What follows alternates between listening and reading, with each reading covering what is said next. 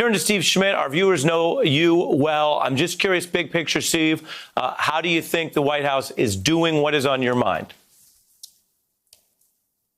Well, I think the White House has done historically very poorly in this. This is one of the most significant crises in American history.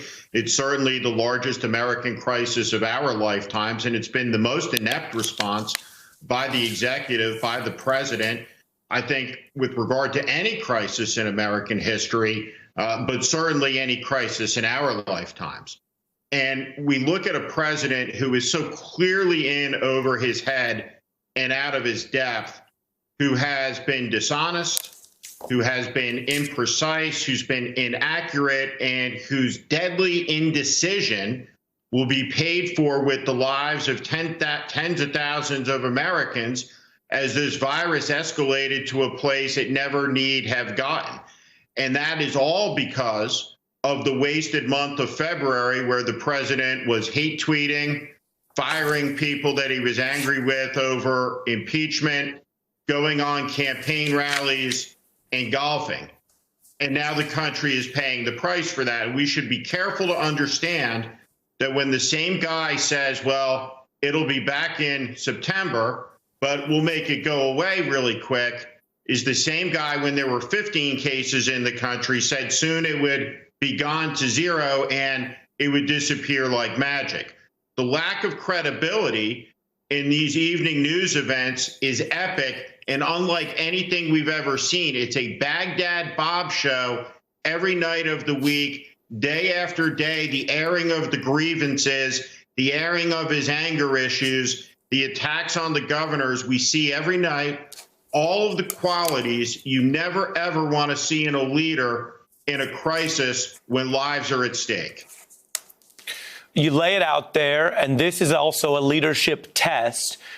Given that you know your way around campaigns and historically Republican campaigns, do you view the president's leadership and record on this virus as crucial to the 2020 campaign? It's the essential issue. It's the only issue. Look, we're not talking about what I think is the defining image tonight, which is miles and miles long lines in Texas of people waiting for hours upon hours on food lines. These are people who never envisioned being on a food line. These are people who are hardworking, who were employed not long ago. There's a lot of evidence to suggest that these federal programs aimed at the little guy in this country, the small business owner, aren't reaching their targets. People can't get through the bureaucracy. They're ruled ineligible for it. The programs are out of money. The bottom line is 42% of the country has $400 of cash available, and it's not as if we didn't have a crisis of hopelessness and despair, a suicide epidemic, an opioid epidemic before any of this happened. But when you look at unemployment numbers that will rival and exceed the numbers from the Great Depression, you look at the jobless claims filed on a weekly basis, and essentially the job gains of the last decade all eradicated over the course of a month. You look at the protests and the insanity that you saw in Michigan yesterday. What you see looking ahead is political instability, perhaps, certainly economic instability.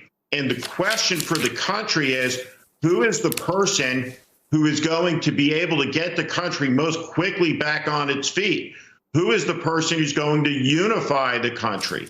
When we look now, we're sharing the largest common experience that any of us have ever shared, that's probably ever been shared in the history of humanity. There's literally no one on the planet who's not affected by this. And Donald Trump, who's divided the country for 3 years, says, I want to heal the land now. I'm the healer. It's a ludicrous proposition. And so I think that this election is as fundamentally an important election as we've had in this country since 1864, when we decided in that election if we were to be a country at all. Wow. Well, you lay it out there. It's striking. We're going to put back up what you mentioned. We're showing viewers some of the photographs that we have here that are new in, and you brought it up because it's what people are feeling and living through. We have footage of the way people are living, the checkpoints where people are trying to get food, people in line 6 feet apart, long lines, heartbreaking devastation. We have people living through the pandemic and hurting. Then we have the people who, through no fault of their own, Steve, talk about a test of how we organize society, no fault of their own, end up out of a job. Households where both parents are out of a job, wondering about food, rent, and everything else week to week. The unemployment numbers that we got out today, as you mentioned, which is something that we wanted to get to in our broadcast, bring total unemployment to 18 million. Absolutely staggering, absolute pain and heartache there again, which is a halo that far, far exceeds the number of people directly affected by contracting the virus itself. With all of that stacked up, that brings me to the other question I wanted to ask you, Steve, which relates to the two answers you've given us.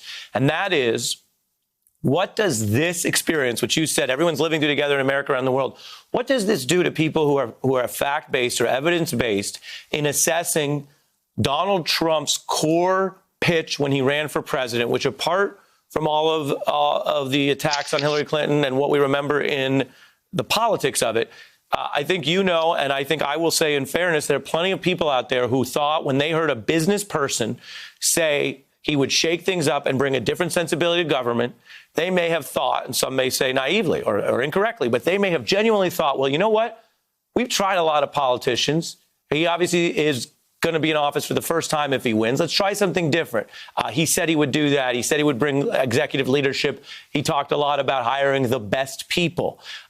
As a political expert, do you think that this is also a reckoning for that core appeal, again, to those folks who follow this less, who may be less partisan, about how it's working out, his style of leadership? Where are the best people when you look at what has been documented in the New York Times and on air elsewhere as a lot of incompetence in handling this?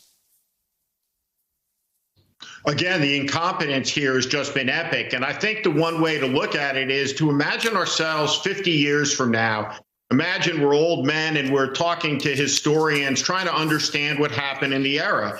And what we'll tell them is that in the year 2016, the American people very narrowly, losing the popular vote but winning the Electoral College, put a reality TV show host and a New York City con man into the office of President of the United States, who was unequipped intellectually, mentally, emotionally, and morally to be the commander-in-chief of the most powerful nation in the world. He didn't understand its history. He didn't understand its systems. He didn't understand its values. He spent years tearing the country apart, attacking vital institutions, alleging conspiracies, internalizing his grievances, conducting himself in an immoral and corrupt way that led to his impeachment.